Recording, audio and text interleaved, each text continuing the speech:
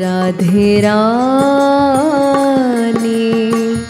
राधे रानी राधे रानी राधे राधे राधे रानी।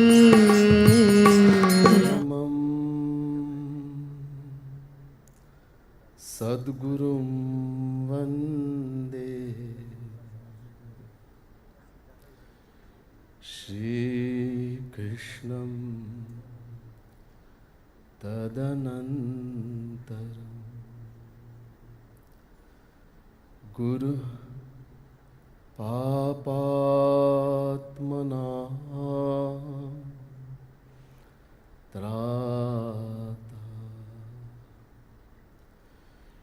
श्रीकृष्णस्त्वमलात्मना चेतो दर्पणमार्जनं भवमहा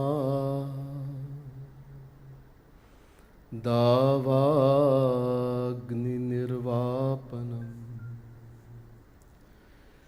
श्रेयः कैरवचन्द्रिका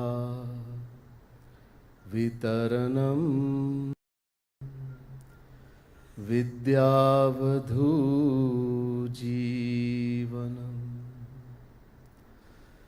आनन्दाम्बुधिवर्धनं प्रतिपदं पूर्णामृता स्वादनं सर्वात्मस्नपनं परं विजयते श्रीकृष्ण संकीर्तन। नमः कमलनाभाय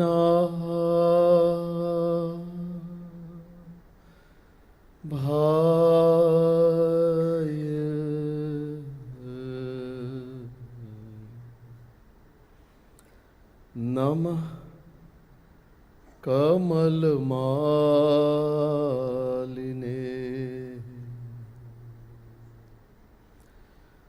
नमः कमलपादाय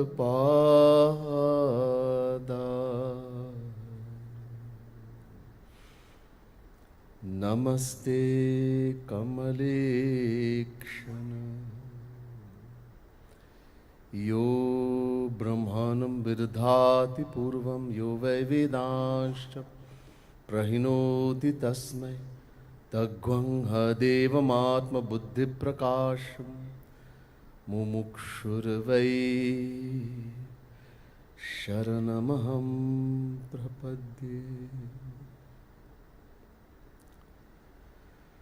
बोले श्रीमद् सद्गुरु सरकार की, वृंदावन बिहारी लाल की।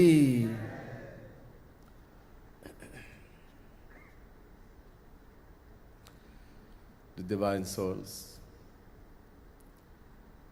devotees of the Supreme Lord Shri Radha Krishna.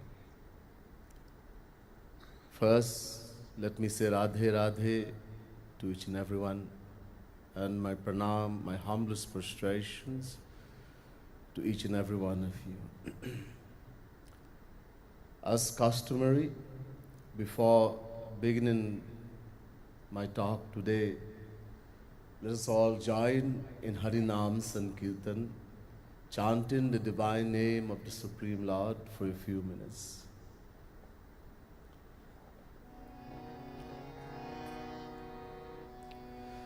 भजो गिरिधर गोविंद गोपाला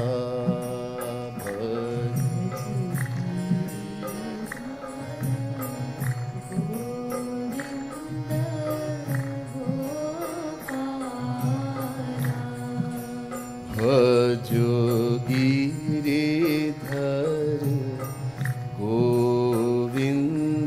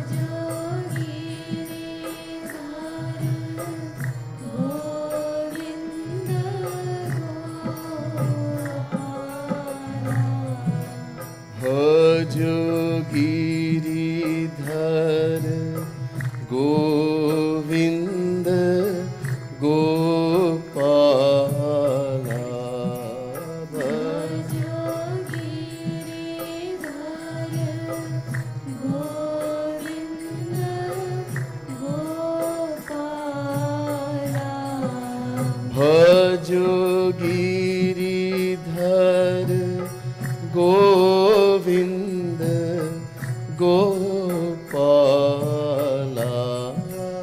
भजो Giridhar Govind Gopala Bhajo Giridhar Govinda Gopala. भजो Giridhar Govind Gopala O bhajo Giridhar Govinda Gopala. भजो Giridhar Govind Gopala Bhajo Murali Manohar Nandlala. भजो Murli Manohar Nandlala Bhajo Giridhar Govinda Gopala. भजो Giridhar Govind Gopala O bhajo Giridhar Govinda Gopala. भजो Giridhar Govind Gopala Bhajo Giridhar Govinda Gopala. भजो Giridhar Govind Gopala Bhajo Giridhar Govinda Gopala. भजो Giridhar Govind Gopala O bhajo Giridhar Govinda Gopala.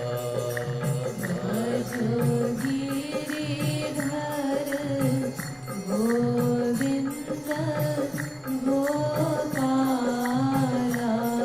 O bhajo Murali Manohar Nandlala. भजो मुरली मनोहर नंदलाला बोले वृंदावन बिहारी लाल की.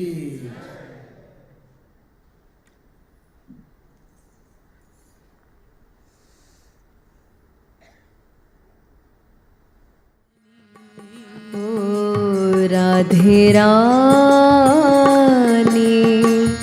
राधे रानी राधे रानी राधे राधे राधे रानी बोले वृंदावन बिहारी लाल की. Now try to be very attentive and listen very carefully. As you were told, the theme of my topic today is the ultimate aim of the soul. What do we want? What is our aim in life?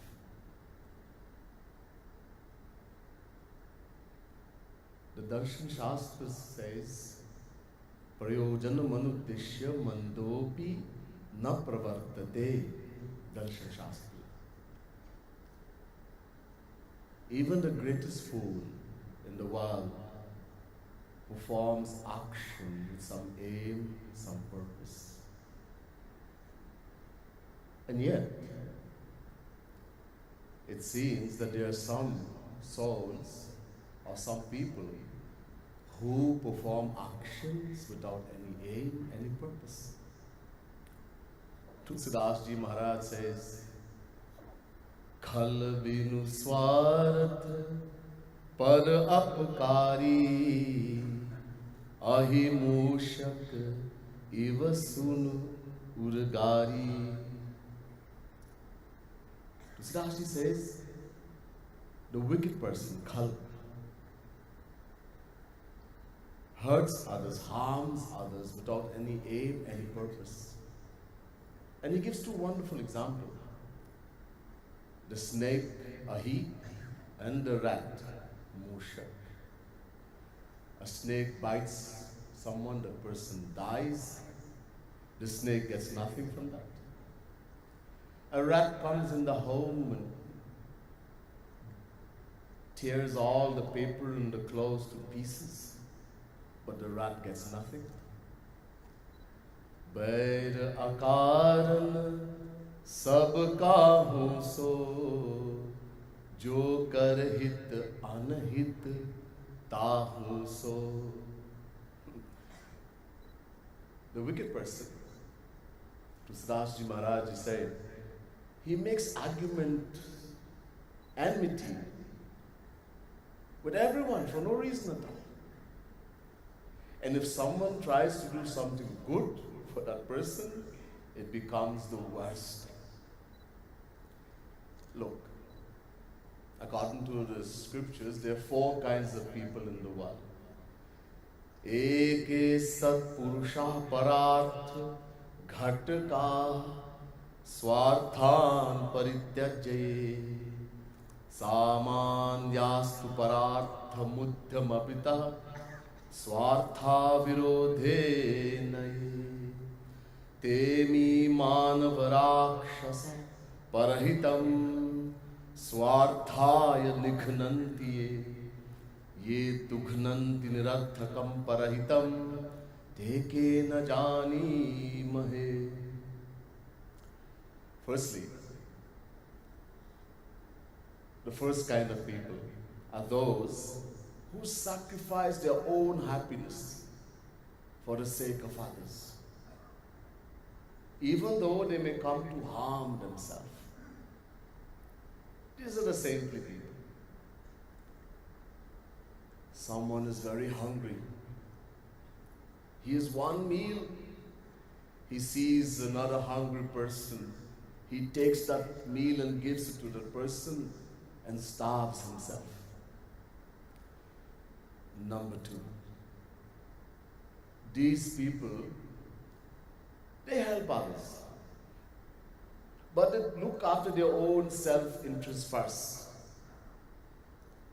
Most of us in the world belongs to this category. We see someone needs help, something, I will help you. But I have to take care of myself first. Third, these people, they harm others, hurt others to satisfy their own self-interest. They are said to be Rakshas, demons in human form.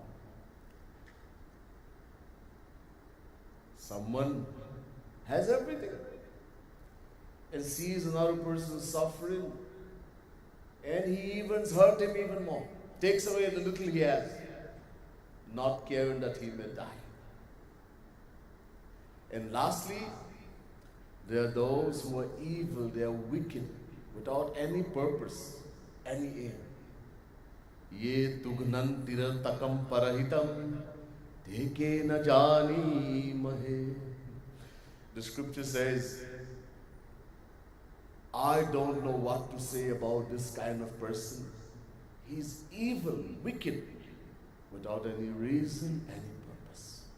Similarly, the saints, Mahapurush, they are also benevolent, kind, merciful, without any reason, any purpose.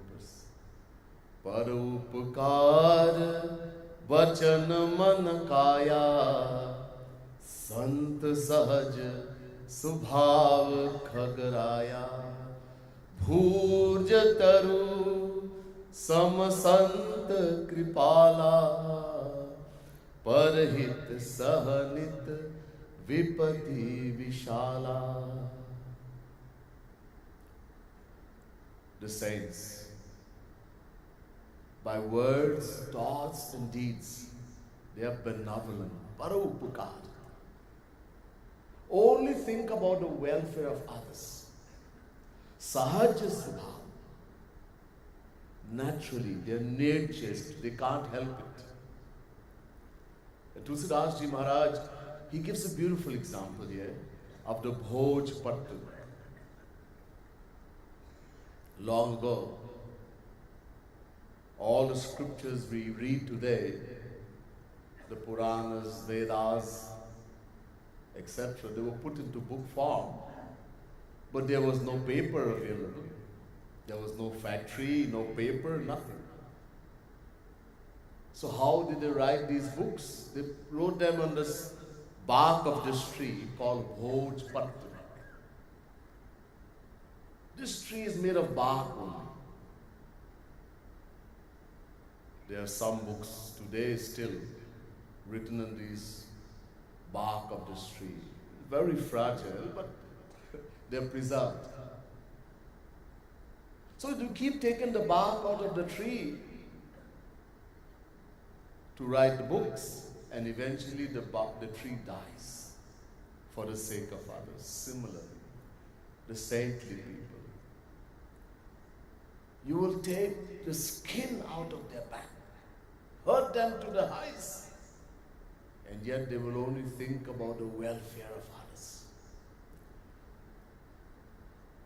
There was a devotee, a saint, great devotee in the time of Gaurang Mahaprabhu, Haridas Thakur. He loved to chant the name of the Lord so much. He couldn't stop. And there were two very wicked fellows, Jagai Madhai. Anybody they caught chanting the name of Bhagavan, they would give them a good beating. And people knew, so as soon as they would see Jagai Madhai, they would stop. But poor Haridas Thakur, he could not stop. He kept chanting and even asked them to chant also. And they beat him so much, mercilessly, that he fell on unconscious. Thinking that he had died, they threw him into the Ganga and left. Of course, he was only unconscious. Having fallen into the water of the Ganges, he revived. And you know what he said? Oh, he could have said, "Hey Krishna, kill those two Rakshas. Take your Sudarshan Chakra and kill them." No. He said, "Oh Maharaj, hey Shri Krishna, please forgive them. Bless them." It's the same. And also Bhagavan, the Supreme Lord Shri Krishna, who is worshipped and venerated by the saints, he is also called Akaran Karun, Binu Hetu Sanehi, causelessly merciful. So it seems that the wicked person, the saint, as well as Bhagavan, God, they perform actions without any reason, any purpose. But is that so? No. There is definitely some reason, some purpose. Kahu ki jab सुनहि बराई श्वास लेहि जुनु jury आई। जो काहू की देख ही विपति, सुखी भये मानहु जगनपति। Tusidas Ji says, the wicked person, when he hears others being praised, they've been talked about in the highway, he gets sick. A very high temperature. And when he sees others in difficulty, suffering, he becomes so happy as though he has become the king of the world. So the wicked person, he gets happiness when he in others' pain and their suffering. Khalan hridaya ati taap visheshi, jarhi sada par sampati dekhi। जहा कहु निंदा सुनहि पराई, हर्ष ही मनहु परिनिधि पाई।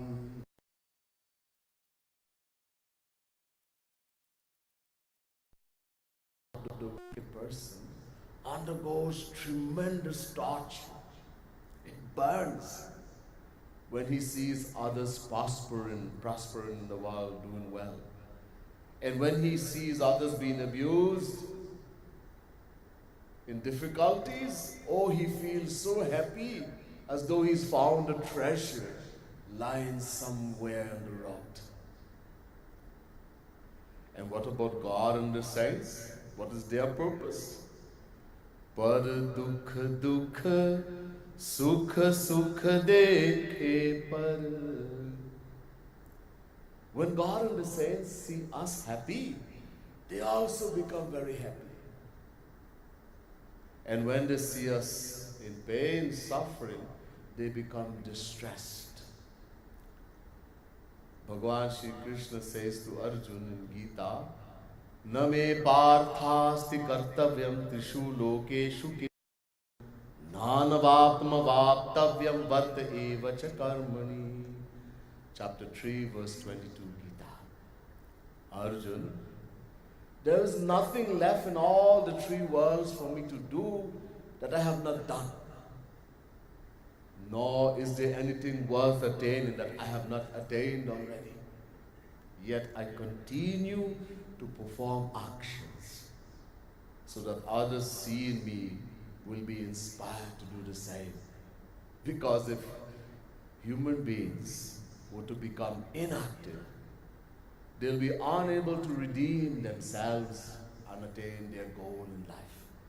So we see that the wicked person, he attains happiness in others' pain, in their suffering, and God and the saints, they attain happiness through their benevolent action, their mercy, their kindness. Now what about we people? What do we want? Let's supposing I were to go in a room and call each one of you one by one. Interview. And I ask you, what do you want? One person says, I want to win the lotto. Millions of dollars. Recently in America, the lotto almost reached $1 billion. Another person says, oh, I want to become the Prime Minister of India, the President of United States of America. Another person says, I want to fly all over the world. I want to see every country. Another person says, I want to get married to the most handsome boy. A girl says, I want to get married. A boy says, I want to get married to the most beautiful girl. Etc., etc. Everybody gives a different answer. Does it mean we want so many different things? No. All these answers imply only one thing. We want happiness. If I were to get this thing, I will be happy. We all want only happiness. Why? The question comes, why? First to begin, we have to find out, who am I? Mai kaun, as we say in Hindi. Who am I? Let's suppose that someone goes to somebody and says, who are you? Oh, I am Ramesh. I am Mary. Right? This is your name. I'm not asking what is your name. I'm asking, who are you? Oh, I'm an American. I'm an Indian. I'm a Trinidadian, Guyanese. Hey, bhaiya. This is your nationality. I'm not asking which country you belong to. I'm asking, who are you? Oh, okay. I am a teacher, I am a doctor, an engineer, garbage man. Hey, this is your job. I'm not asking what work you do. I'm asking, who are you? Oh, okay, okay. I'm a Hindu, I'm a Muslim, I'm a Christian, a Jain, a Buddhist. Arey bhaiya, this is your religion. I'm not asking what religion you belong to. I'm asking, who are you? Oh, okay. I'm a Brahmin, Kshatriya, Vaishya, Shudra. Oh, this is your caste. I'm not asking which caste you belong to. I'm asking, who are you? Ah, I'm a human being. Human being?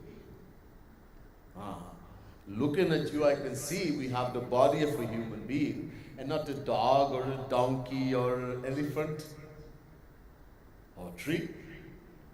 But this body belongs to us.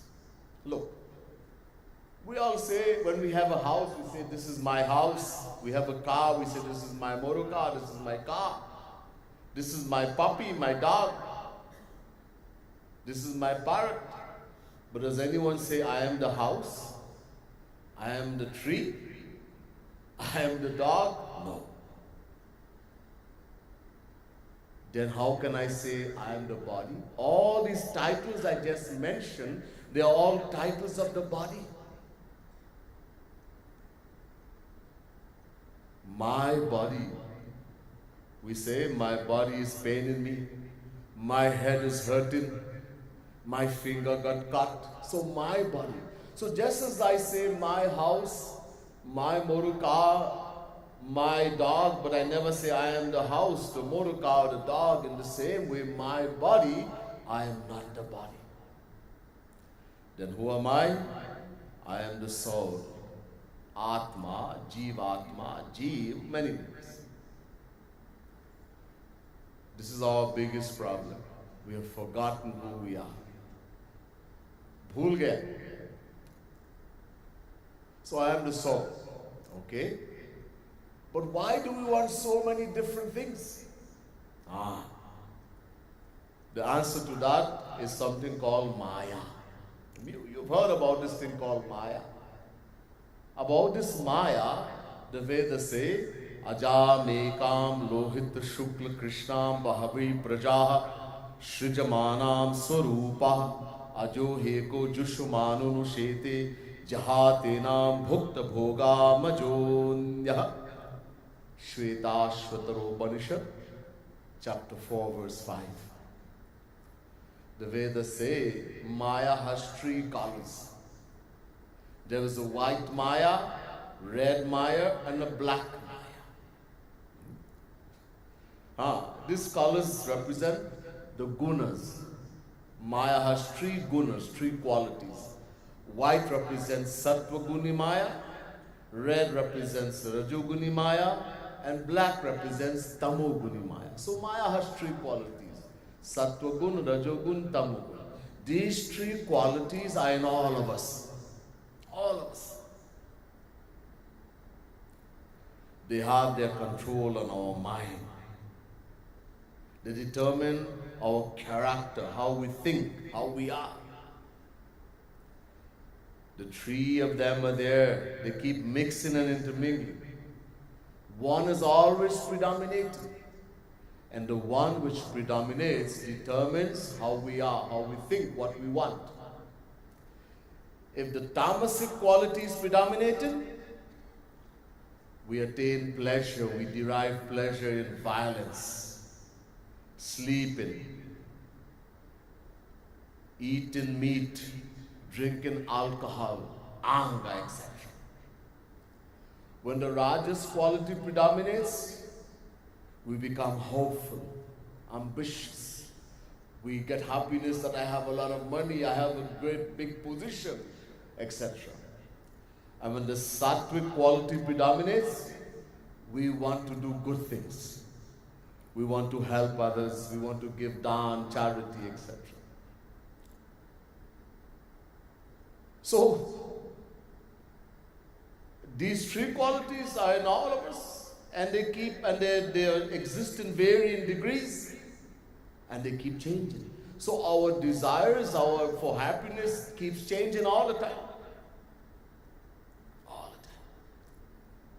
However, we have to bear in mind that no matter how opposite and opposing our desires seem to be, what we want, they all are only for one thing, and that is happiness. We want only happiness. But why? So I just told you that we are the soul, the Atma, Jivatma. The Vedas say, Chinmatram Shri Hariransham Suksham Aksharam Avyam Krishna Dinam Prahu Jivam Jnana Gunashrayam. Ved. The Vedas say that the Jeev, the soul, is a fraction of Shri Krishna, God. Shri Hari Ansh. Ya Atmani Tishtati. Ved. The Jivatma or individual soul resides in Paramatma or Bhagavan.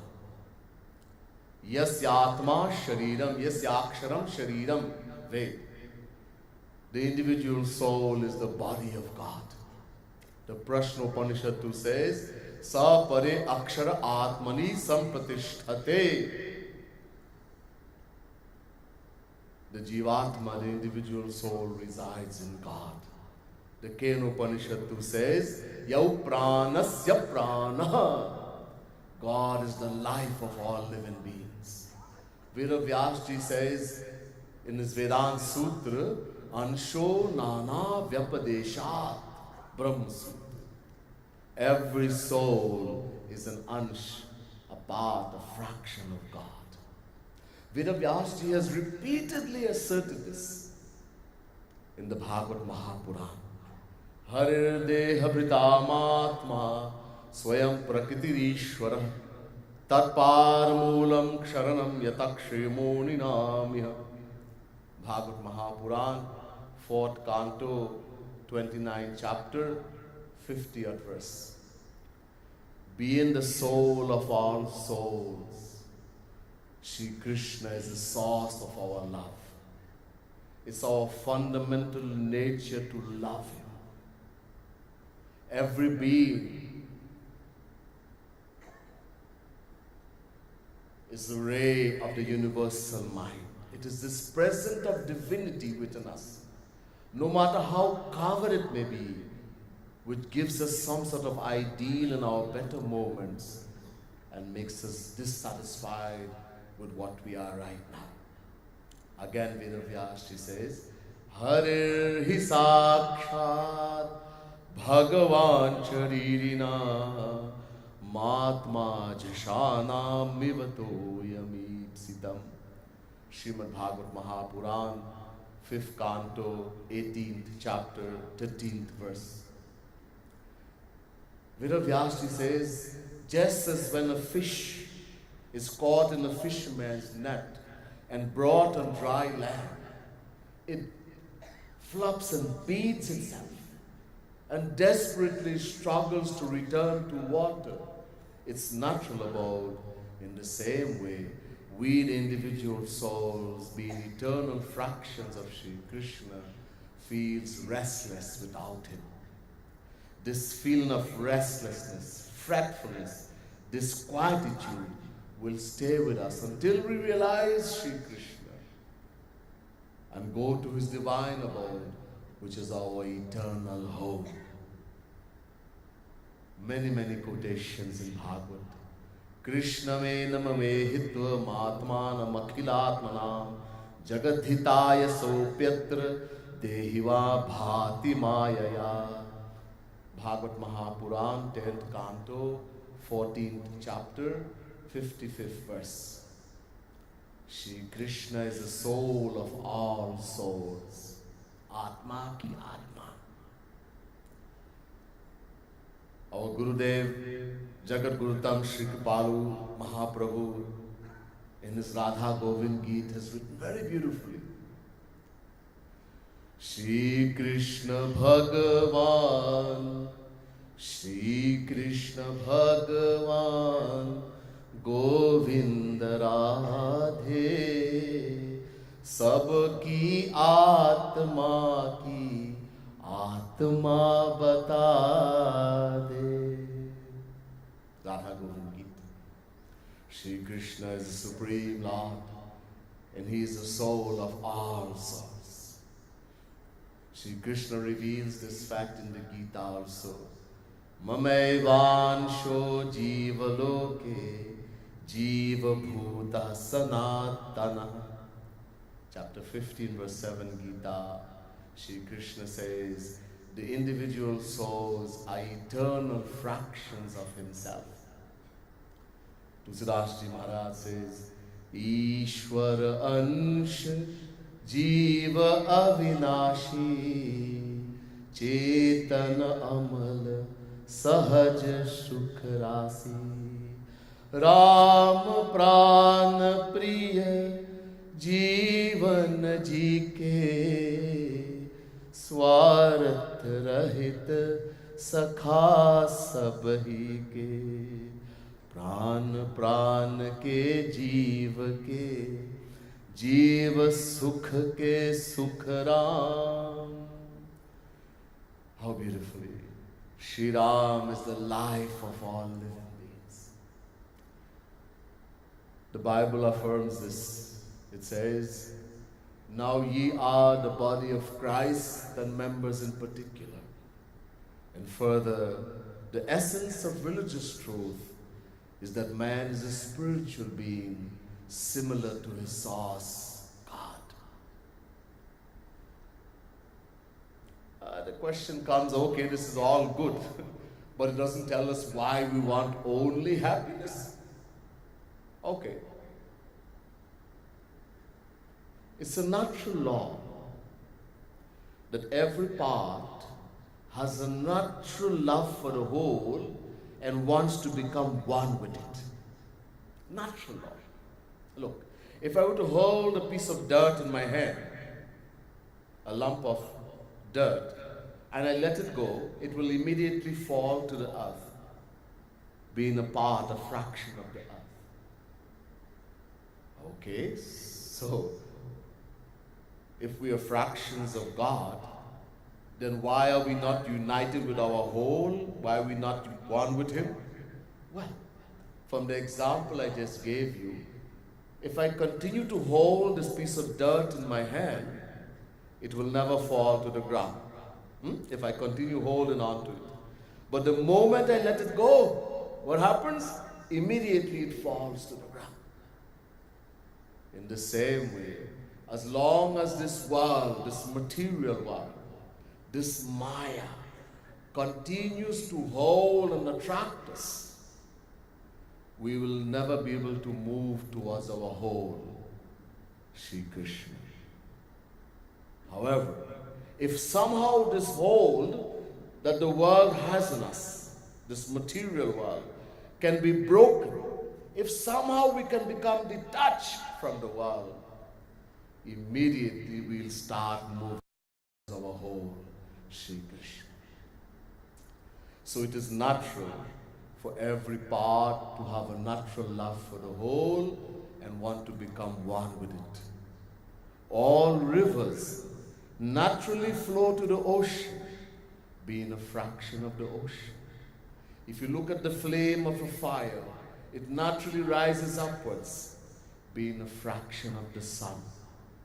In the same way, we, the individual souls, being eternal fractions of Shri Krishna, naturally love and want only Shri Krishna. The Vedas are in total agreement. Yam sarve deva namanti mumukshavo brahmavadinascha. Vedavyasji says the same thing too. Mukta mumukshavo hyanye yam bhajatyachyutam vibhum. Every soul loves and wants only God, only Shri Krishna.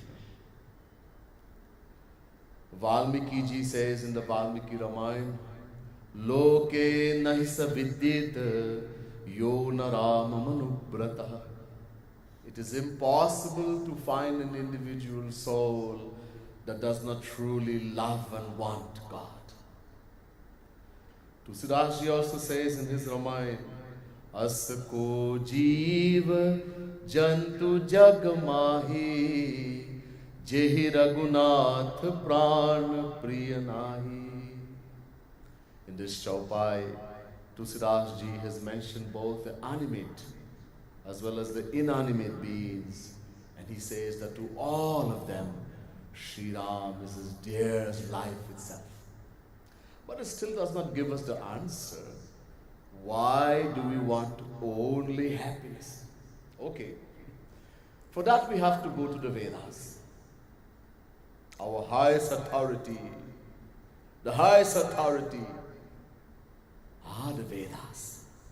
We go to the Vedas. Taittiriya Upanishad, the 3rd chapter. Here there's a beautiful narration of a rishi by the name of Bhrigu. Before he became a Maharishi, the question came in his mind, who is God? What is God? Bhrigurave Varuni Varunam Pitaram Upasasara. There was a rishi by the name of Bhrigu. He was the son of Varun. Varun was a Brahma Jnani, a knower of Brahma, knower of God. But the question came in the mind of Bhrigu, who is God? And so he thought, who should I ask? Let me make my father my guru. Since my father is worthy of being guru, Brahma Jnani, knower of God, the most important qualification of guru. So since my father is qualified, let me make him my guru. So he went to his father and he made him his guru. And then he questioned, Adhi Bhagavo Brahmeti. Oh Guruji, please tell me, what is God? Who is that entity that is called Brahma, Bhagavan, Paramatma, Ishwar, Supreme Power? Varun replied and said, Yato vaimani bhutani janti yena jatani jivanti yat prayantyabhisam vishanti tad vijigyasasu tad brahmeti. Taittiriya Upanishad, chapter 3, verse 1. Bhrigu, that from which all beings are born, that in which they reside, they live, that into which they merge upon death, that is God, Brahma. That from which, that in which, and that into which. Do you understand, beta? Bhrigu? No, I'm confused. Okay. Sa tapo tapyata sa tapas taptva. Go on to sadhana. Sadhana. Tapasya, sadhana. So Bhrigu went and he did tapasya, sadhana for a long time. And he came to the conclusion, grain of food is the ultimate reality known as Brahma. Annam brahmeti vajana annadheva khalvimani bhutani jayanti annena jatani jivanti annam prayantya bhisam vishanti. Taittiriya Upanishad, chapter 3, verse 2. Grain or food is the ultimate reality known as God. From grain alone the entire universe comes into being. Grain is that by which we are sustained, and grain is that into which we merge upon death. So he went to the Guru, Tad Vigya Punare Varnam Pitaram Upasasara. And he said, Guruji, grain or food is the ultimate reality known as Brahman. Varun remained quiet, meaning he was wrong. Okay, so this is wrong. What is right?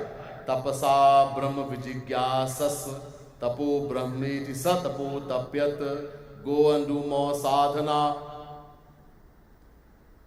Bhrigu continued. And this time he discovered prano brahmeti vijanat prana deva khalvimani bhutani jayanti pranina jatani jivanti pranam prayantya bhisam vishanti. Pran, the life force, is the ultimate reality known as Brahman.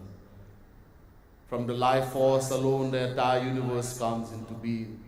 The life force is that by which we sustain, and the life force is that into which we merge upon death. So again he went, Tat vigya punre varnam pitaram upasasara, and he said, Guruji, the Pran, the life force, is the ultimate reality known as Brahman. But again, Varun remained quiet, meaning he was wrong, and said to him, Tapasa brahma vijigyasasva tapo brahmeti sa tapo tapyat. Go back and do more sadhana. So, Bhrigu continued, and this time he discovered, Mano brahmeti vijanat manaso heva khalvimani bhutani jayante manasa jivan manasa jatani jivanti mana prayantya visam vishanti. Taittiriya Upanishad, the one before, chapter 3, verse 3, this one, chapter 3, verse 4. Man, the mind is the ultimate reality known as Brahman. From the mind alone, the entire universe comes into being. The mind is that by which we are sustained, and the mind is that into which we merge upon death. And so he went again and said, Guruji, the mind is the ultimate reality known as Brahman. But again, Varun remained quiet and said, Sa tapo tapyata sa tapas taptva. Go back and do more sadhana. Bhrigu continued. And this time he discovered, Vijnanam brahmeti vijanat vijnanat deva khalvimani bhutani jayante vijnanina jatani jivanti vijnanam prayantya bhisam vishanti. Taittiriya Upanishad, chapter 3, verse 5. Vijnana. Many scholars, people have written book in English and translated these verses, and they have written the word Vigyan as knowledge. We are so fortunate to have this wonderful Guru, Jagat Gurutam Shri Kripaluji Mahaprabhu. He says, no, the word Vigyan here means Atma, the soul. Every word in the Vedas can have thousands of meaning. If we take a dictionary and we translate, we're going to make a big mess. And this is what many writers have done. Writing the scriptures in English. Everybody is confused. We are so fortunate to have such a wonderful Guru. So, he came to the conclusion, the soul is the ultimate reality known as Brahman. From the soul alone, the entire universe comes into being. The soul is that by which we are sustained, and the soul is that into which we merge upon death. But again, when he told this to Varun, Varun remained quiet and said to him, Tapasa brahma vijigyasasva tapo brahmeti sa tapo tapyat. Bhrigu, go back and do more sadhana. So Bhrigu continued. This time he discovered Anando brahmeti vijanat ananda deva khalvimani bhutani jayanti anandena jatani jivanti anandam prayantya bhisam vishanti. Taittiriya Upanishad, chapter 3, verse 6. Ananda, or bliss, is the ultimate reality known as Brahman. From bliss alone, the entire universe comes into being. Bliss is that by which we sustain, and bliss is that into which we merge upon death.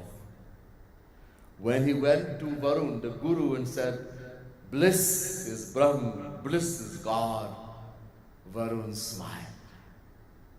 Yes, Bhrigu, now you understand. So what did Bhrigu discover?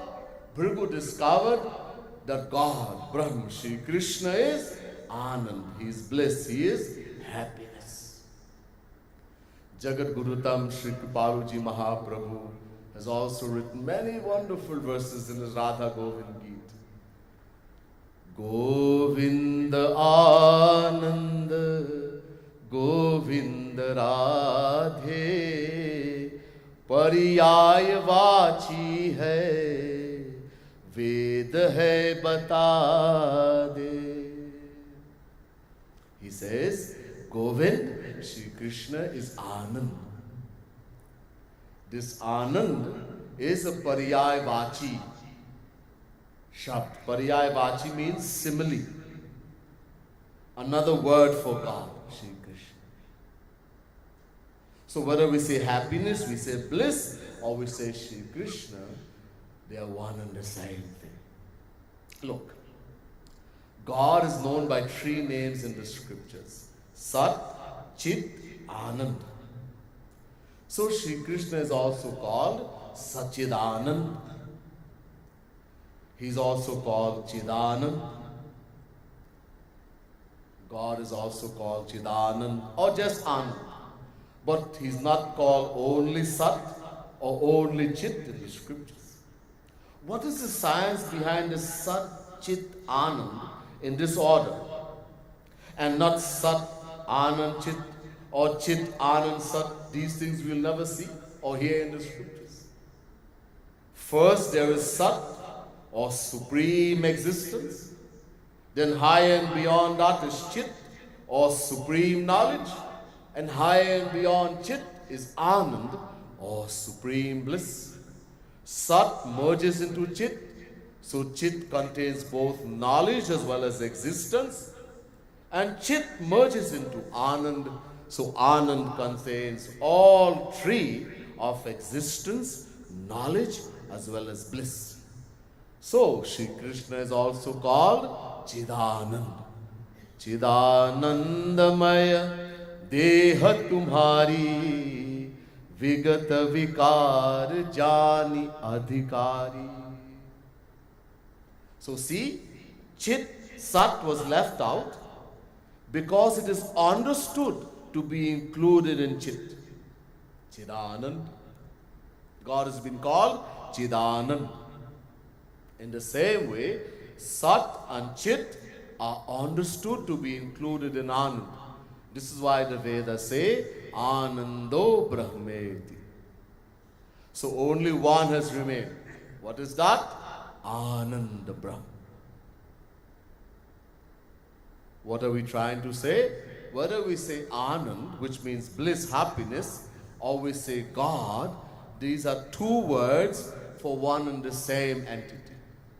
Some people say that there is bliss in God, or God is filled with bliss.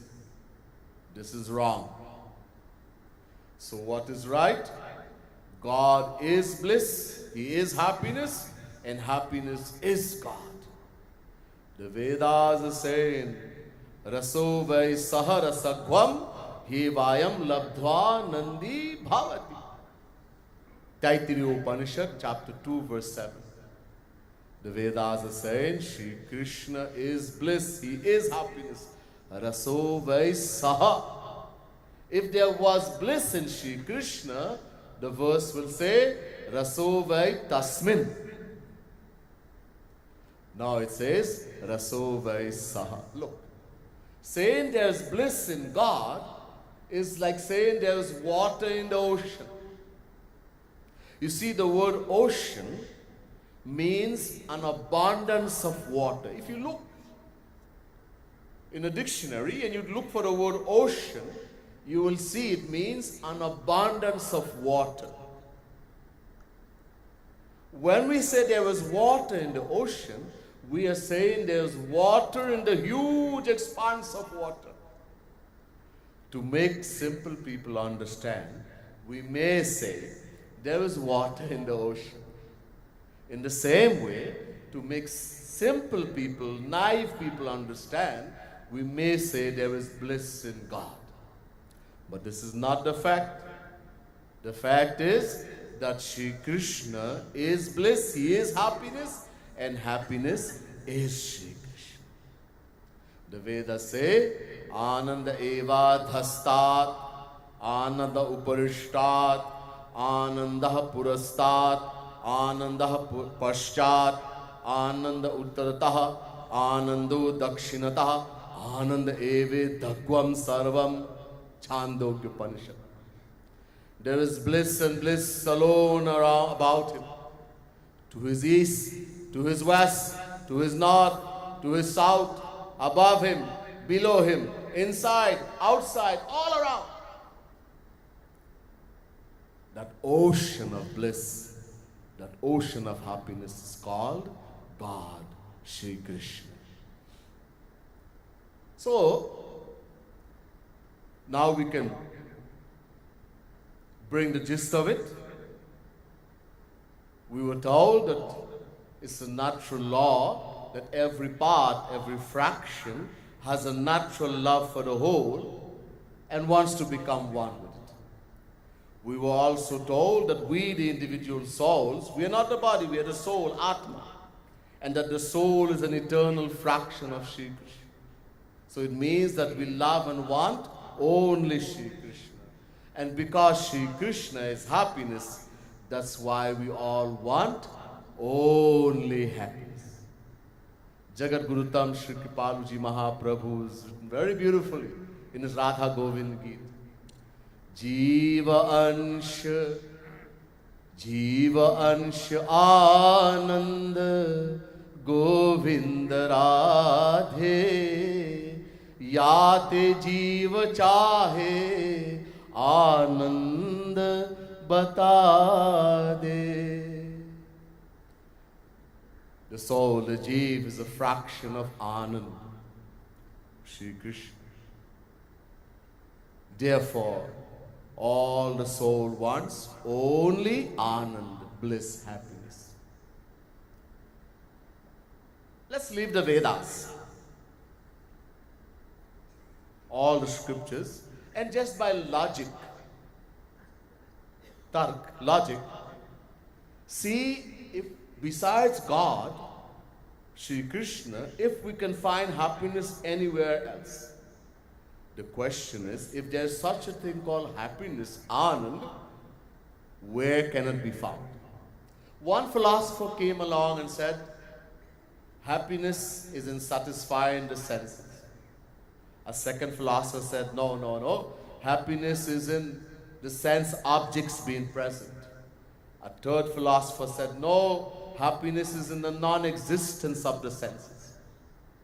A fourth philosopher said, no, happiness is according to action, karma. A fifth philosopher said, no, happiness is according to place. A sixth philosopher said, no, happiness is in enjoying. A seventh philosopher said, no, happiness is according to time. An eighth philosopher said, no, happiness is in ignorance. A ninth philosopher said, no, happiness is in knowledge. And a 10th philosopher said, no, happiness is in the absence of sorrow. Dukkha nivritti. I'm going to negate all these philosophies, but very briefly.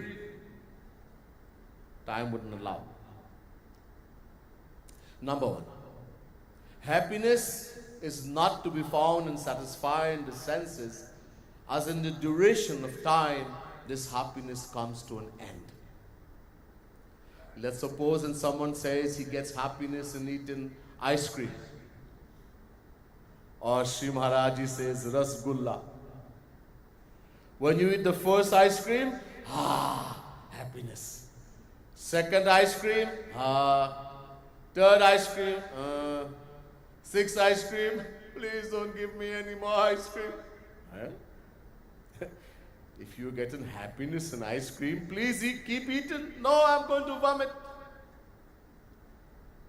So the happiness we found in the first ice cream is not to be found in the second, and it keeps getting less and less until we want to vomit, etc. We get paid. A mother has not seen her son for many, many days. Today she has seen her son. She runs and she embraces that child and she hugs him so tightly. Oh, my son, Oh, I was so unhappy without you. She's so happy. After a while, the hands that are holding the child starts to loosen its grip. It gets even more loose, and finally she says, Beta, son, go and play. If this was true happiness, then the happiness the mother got when she first embraced her son, why didn't she experience it after the second time? And eventually it got so less that she said, go and play. Now the child says, Mommy, I will hug you. Huh? It's so hot. I am perspiring. Hug. Go and play. So in duration of time, this happiness comes to an end. Number 2. Happiness is not to be found in the sense objects being present. Look, these eyes we have, what does the eye do? It sees. When the objects are in front of the eyes, mother, father, wife, husband, child, and our eyes can see them, we get happiness.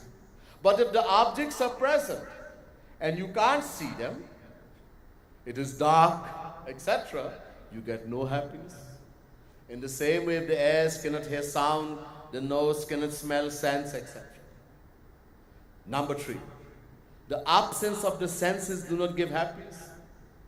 Many times people become unconscious. Do we get unhappiness? Do we get happiness? No. You win the lotto, somebody is very poor, a few $1 million, he falls unconscious. Does he get happiness? All the senses have stopped functioning. Doesn't get happiness. Number 4, the resultant of karma, action, is work and not happiness. The actions I perform today, after I die, I will attain its fruits. I will go to heaven, etc. Number 5, if happiness is had from visiting places, then why is there a desire to go to heaven? Swarg. Number 6, if happiness is had from enjoying, then why do we become sad? Keep enjoying. Number 7, if happiness is had is according to time, then why do we become sad in the summer when it's very hot, in the winter when it's very cold, in the rainy season when it's humid, in the summer when it's very hot? Oh, it is so hot. I wish it was cold. And when the winter, December, it's cold. Oh, I wish it was hot. And when it starts raining, oh, it's so humid. So there's no happiness according to time. Also, to say happiness is in ignorance is also wrong. By not knowing about something, we don't get happiness. Let's suppose somebody were to come to you and say, I am God. You are God? And you're crying for that lady, for Sita? Can God be like this? No. For he may well be God, for all you know. But it's only when some saint will come later on, and he will write in some book that person who was crying for Sita, that Sri Ram, he was God, then we are going to accept. So if we don't know, we can't love. We only attain that amount of happiness from any person or object according to how much we know. If we don't know, we can't. No happiness, no love. So then, knowledge is happiness? No. Because for that person for whom the world becomes non-existent, he also doesn't get happiness. Number 10. Happiness is also not found in the absence of sorrow, non-existence of sorrow, dukkha nivritti. We experience absence of sorrows in our daily life, in the state called of deep sleep, called Sushupti Avastha. Dreamlessly, we experience nothing. But once we are awake, we again caught in the whirlpool of tension, sorrows and suffering. So there is no happiness.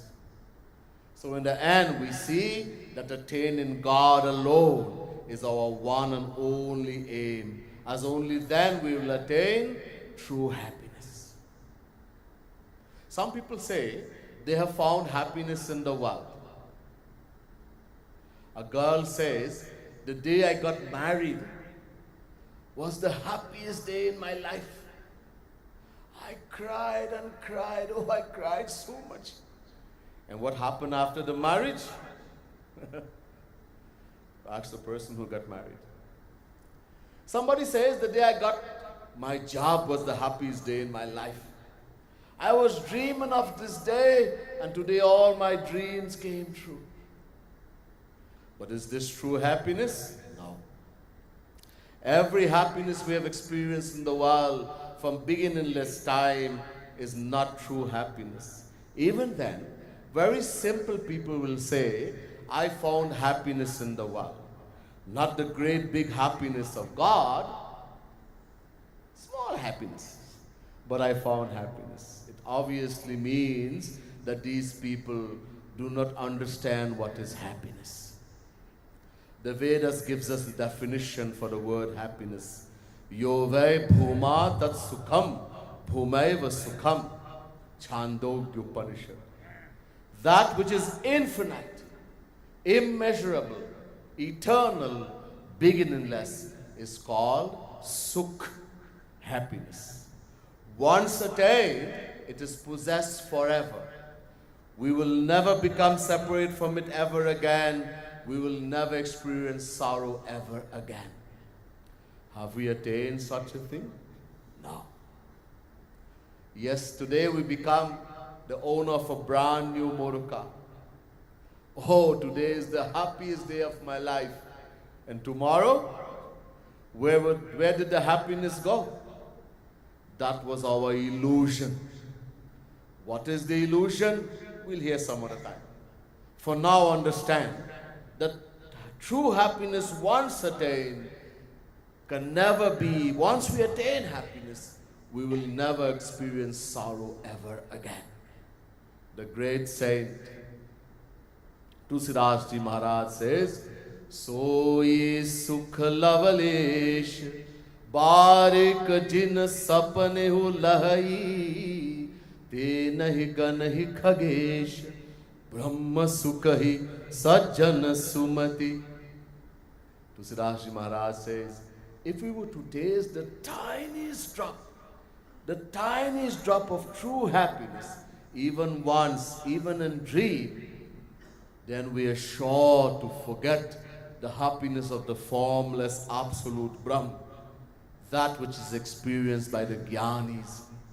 Then what to speak of the mundane pleasures of the world? From this, it is obvious that we have not experienced true happiness even once, as we are still attracted by the commonness of worldly pleasures. This search for happiness is beginningless. We have always been searching for happiness. Why? Because we, the individual souls, are also beginningless. Gya gyau dva vaja vishanisha vaja heka bhokti bhogyata yukta anantaschatma vishwarupo hyakarta trayam yada vindate brahma me tat. Shvetashvataro chapter 1 verse 9. Ajam ekam lohit shukla krishnam bahavi prajaha srijamanam swarupaha ajo heko jushamanunu jahate nam bhukta bhoga majonyah. Shvetashvataro chapter 4 verse 5. Dva suparuna sayuja sakhaya samanam briksham padikasva jate tayoranyas pipalam swadach nasno nanyo abhichakashiti. Shvetashvataro chapter 4 verse 6. The exact translation of the last Ved mantra from Shvetashvataro is given in Srimad Bhagavad Mahapuran. Suparna vedau sadvishau sakhayau yadichayayitau कृतनीडौ च वृक्षे एकस्तयो खादति पिप्पलान् मन्यो निरन्नो पिबलेन भूयान्.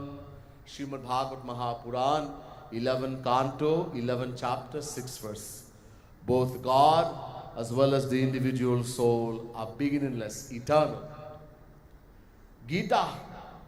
न जायते म्रियते वा कदाचिन्नायं भूत्वा भविता वा न भूया अजो नित्यः शाश्वतोऽयं पुराणो न हन्यते हन्यमाने शरीरे.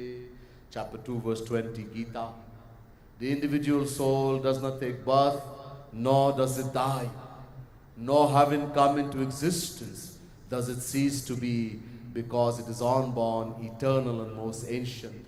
It is not destroyed even when the body is destroyed. Nainam chindanti shastrani, nainam dahati pavaka, na chainam kledayantyapu, na shoshayati marutah, achedyo yamadahyo ya makledyo shoshya evacha nityah sarvgatastharulachaloyam sanatanaha. Chapter 2 verse 23 and 24 Gita. The individual soul is indestructible. It cannot be cut by any weapon. It cannot be burned by fire. It cannot be wet by water, nor dried by the wind.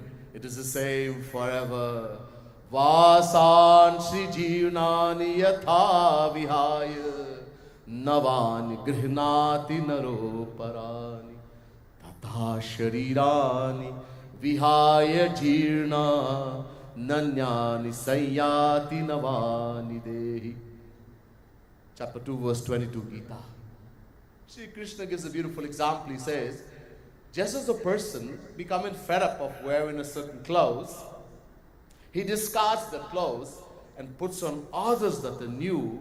In the same way, the embodied soul discards bodies and takes on others that are new. So, we, the individual soul, are beginningless, eternal. And we have always been looking for happiness. How come we have not found it? Because of ignorance, agyan. What is the ignorance? Identifying with the physical body. Because of identifying with the body, we have always been looking for happiness where it cannot be found in the material world, in material persons and material objects.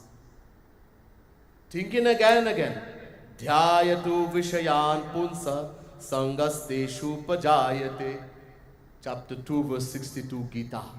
When we think again and again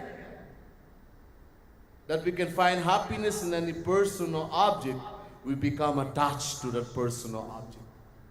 This is how people become alcoholics, chain smokers. We get addicted to drugs, to weed. We fall in love with a boy, with a girl. You see that girl, oh, this is the girl who's going to make me happy. You think again and again, I am in love. Now I can't eat, I can't sleep. Same thing with a girl seeing a boy seeing a girl seeing a boy. Why? Because we are looking for happiness. And until we don't find true lasting happiness, we have to keep performing action. And every action we perform will be for one thing only, happiness. However, if we keep looking, as we have been doing from beginningless time, in the material world, we will never find that happiness. This desire of ours, this to look for happiness, no one can destroy. Neither God, nor a saint, nor man, nor Rakshas. No one. However, if we are fortunate enough to meet a true saint, like our wonderful Gurudev, Jagat Gurutam Shri Kripaluji Mahaprabhu, and we associate with him for some time, and that knowledge will come. We have heard this knowledge, we have read it uncountable times. All these Vedas, Gita, Puran, uncountable times. It has not come. This knowledge will come only from Guru. Guru binu hoi ki gyan. When we associate with a true Guru, listening to his lectures, his divine philosophy again and again, practicing the sadhana he teaches us, slowly, slowly the knowledge will come. I am the soul, the Atma. And the happiness I am looking for, I will find only in Shri Krishna. In the Bhagavad Mahapuran, Shri Krishna says to Uddhav, Vishayan dhyataschitam vishayeshu vishadyate mamanusmarataschitam mayeva praviliyate.